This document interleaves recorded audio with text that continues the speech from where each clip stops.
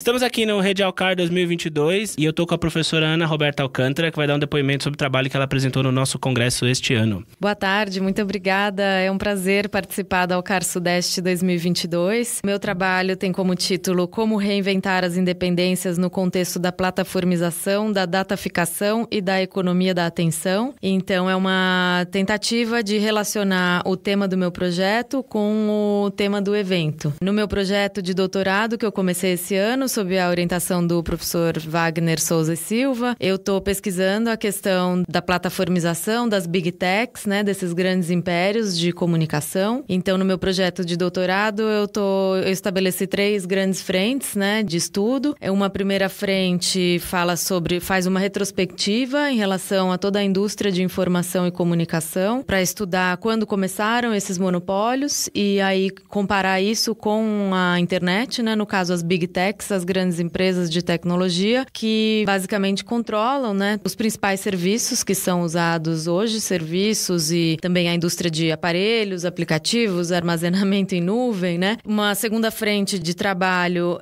eu levo essas ideias da indústria de comunicação para a comunicação propriamente dita, né, trazendo alguns conceitos como plataformização da Van Dyke e também modulação algorítmica e dataficação. Então é uma tentativa de entender essa dinâmica, né, da internet, essas práticas, né, e como a dinâmica dessa concentração de poder na internet é ou não diferente em relação às outras indústrias de comunicação, desde lá do século XIX, começando pelo telégrafo. A terceira grande frente de trabalho é mais uma linha, né, de pensamento, o próprio paradigma que eu estou usando, que é a ecologia das mídias, que tem a sua origem lá no pensamento do McLuhan, mas já tem várias outras gerações, né, de pensadores que vieram depois dele, revisitando as ideias dele, que trata da ecologia das mídias no sentido do meio como um grande ambiente, né? Então, na verdade, nós criamos a tecnologia, mas ao mesmo tempo, a partir dos usos, nós também somos criados por ela, né? Então, uma ideia que atualiza também essa visão é a própria ideia do bios midiático, do Muniz Sodré. Então, tem um pouco essa ideia, né? É um mundo internet. Então, com isso surgem novas práticas, surge um novo vocabulário, uma nova linguagem, né? Então, a ecologia das mídias acaba tendo essa visão mais integrada, né? Do ser humano, das percepções, das mudanças de comportamento. Então, dentro disso, a minha pesquisa de doutorado, né? O objeto vai ser estudar principalmente a interface do Instagram e os seus mecanismos ali, né? De engajamento, os recursos, né? Tecnológicos de engajamento na plataforma, né? Que torna essa plataforma, assim como outras, tão viciante, né? Digamos assim.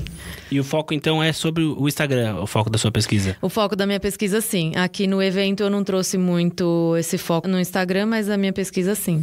E com um recorte de comparação histórico um pouco amplo, né? Que você falou desde do século XIX em diante, então a ideia é conseguir estudar essa diferença no bios de comunicação através do Instagram, mas desde formas muito antigas. Sim, na verdade, essa ideia partiu de um livro de um escritor chamado Tim Wu, né? Um pensador, um professor americano, e ele tem um livro chamado Impérios da Comunicação, em que ele já faz esse olhar retrospectivo, mostrando como existe um ciclo que se repete, né? Desde lá do século XIX, com o telégrafo, depois a indústria do telefone, depois a indústria da mídia impressa, depois já entrando no século XX, a indústria do cinema com Hollywood, a radiodifusão, né? Com rádio, televisão. Então ele vai dizer que esses momentos, muitas vezes, surgem assim como invenções tecnológicas, engenhocas, que são mais livres, mais abertas, né? Mais democráticas. A gente pode lembrar lá do começo do rádio, com os radioamadores, né? Em que era um uso mais livre, né? Existiam associações, grupos que estavam ali captando a frequência, né? E experimentando com aquele novo meio. Mas aquilo, um pouco mais para frente, já passa para as mãos, né? De grandes empresas, grandes redes nacionais. As licenças começam a ficar cada vez mais difíceis de serem obtidos e aquilo se transforma num modelo centralizado, né? De monopólio ou de oligopólio. Então, o Tim Wu, nesse livro, ele vai dizer que esse ciclo se repete desde o século XIX em toda essa indústria de informação e comunicação. E na internet isso está se repetindo também. Então, o meu projeto pega já isso que foi estudado e trabalhado pelo Tim Wu, tentando já avançar nos dias de hoje, incluindo essa questão da plataformização, né? Mostrando como na internet a gente também já teve uma fase mais otimista em relação a esse novo meio, lá nos anos 90, nos anos 2000, 2000, né, os pensadores destacavam muito essa questão da inteligência coletiva, de um cérebro mundial, dos usuários, né, como prosúmeros, os produtores, mas também consumidores de conteúdo. O usuário era rei ali, né, nos anos 2000, podia colocar, né, suas opiniões, suas críticas, né, nas redes sociais. E aí, mais ou menos de 2010 para cá, aí dos últimos 10 anos, a gente vê os autores bem mais críticos, né, os autores contemporâneos, em relação a esse ideal ou até a essa utopia de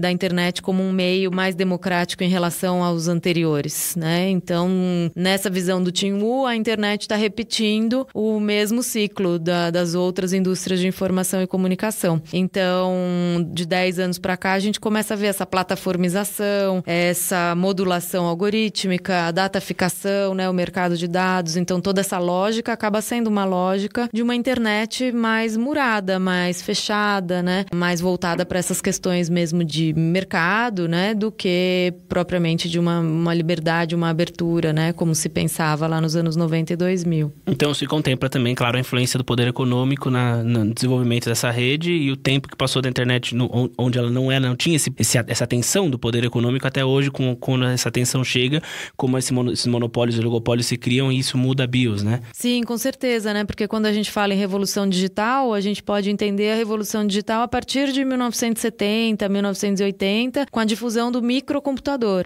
né? Lembrando que o computador mesmo surge lá nos anos 40, durante a Segunda Guerra Mundial, com o objetivo, né, de decifrar códigos de países inimigos e obter ali alguma vantagem durante a guerra, né? Mas ainda era algo muito restrito. Então não dá pra gente falar numa revolução porque estava restrito ao ambiente bélico, militar, né? Mas a partir dos anos 70, 80, em função do desenvolvimento do transistor, do microchip, da possibilidade da miniaturização desses aparelhos, né? E também de uma velocidade, uma capacidade de processamento de dados e de informação maior, a gente vai ter a difusão do microcomputador nos anos 70, 80. Então o computador, a computação, né, a informática começa a entrar em todos os âmbitos da sociedade, da vida, e aí sim isso começa a ser uma revolução, né? Você vai a um hospital, eles vão ter um computador ali para fazer o cadastro dos pacientes. Você vai a um banco, tem um computador para fazer o processamento ali das operações, né? Então, em todas as áreas, o computador começa a entrar. Um pouco mais para frente, nos anos 90, a gente tem a abertura comercial da internet. Então, a internet que surge também lá na década de 60, né, no contexto da Guerra Fria, como uma estratégia de criar um sistema de comunicação distribuído. Então, o Departamento de Defesa norte-americano contrata uma agência de pesquisa, né, para criar um sistema de comunicação que fosse invulnerável a ataques nucleares. Ou seja, mesmo no caso de uma terceira guerra mundial, eles queriam um sistema de comunicação que continuasse funcionando, né? E aí, a partir disso, se desenvolve a internet, ainda fechada ali, né, nas mãos dos principais centros de pesquisa de universidades americanas que estavam desenvolvendo a rede. Isso vai levar aí uns 20 anos para se abrir, né? E nos anos 90, quando já não existia mais essa tensão toda da Guerra Fria, desse mundo bipolarizado, aí a internet se abre comercialmente. Mas a tecnologia digital, ela tem esse avanço exponencial, né? É um avanço muito mais rápido do que se a gente comparar com as outras tecnologias de informação e comunicação. Então, da abertura da internet nos anos 90 até hoje, a gente já pode considerar aí umas 3 fases da internet, né? Nos anos 90 seria essa web 1.0, quando a gente tem a grande novidade era o acesso, né?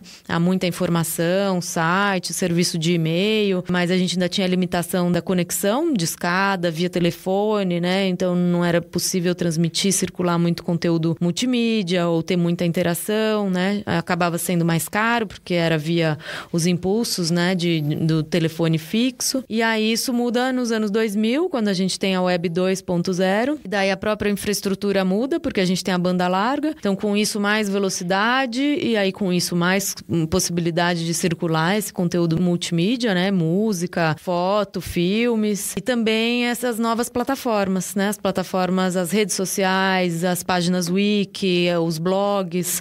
As redes sociais são ali um esqueleto, né? Mas ela depende essencialmente dos usuários que insiram, que coloquem o conteúdo ali. Então, depois dessa segunda fase da Web 2.0, a gente ainda tem a Web 3.0, que seria a partir de 2010 para cá, né? Considerando que em 2007 a gente tem o primeiro iPhone e isso acaba sendo um pontapé inicial para o desenvolvimento dos smartphones, dos tablets, né? Então, os aparelhos móveis. A gente vai ter as múltiplas formas de conexão, 3G, 4G, 5G, 5G, Wi-Fi, Bluetooth, o armazenamento móvel também, através do serviço de armazenamento na nuvem, toda a indústria dos aplicativos, né? Então, é o foco na mobilidade. E a gente também tem, a partir de 2012, um avanço muito grande na inteligência artificial, né? Na verdade, num subcampo da inteligência artificial, que é o machine learning, o aprendizado de máquina. Então, com isso, esses serviços todos mais personalizados vão ser alavancados. Pelo aprendizado de máquina, minha página na Amazon vai ser diferente da sua, porque vai ser de acordo com o que eu já comprei, já pesquisei, né? Então, a gente começa a ter um foco na mobilidade e essa organização toda dessa dinâmica, né? Das plataformas com um peso cada vez maior e também desse mercado de dados, né? E do algoritmo aí dentro dessas plataformas, contribuindo no sentido de fazer a modulação, né? A partir do algoritmo é que fica definido o que vai ser mostrado, exibido e de que maneira isso vai ser exibido para cada usuário. Então, eu agradeço a presença da professora Ana Roberta Alcântara nesse depoimento aqui no Alcar Sudeste 2022. Obrigado. Muito obrigada, Daniel. Foi um prazer.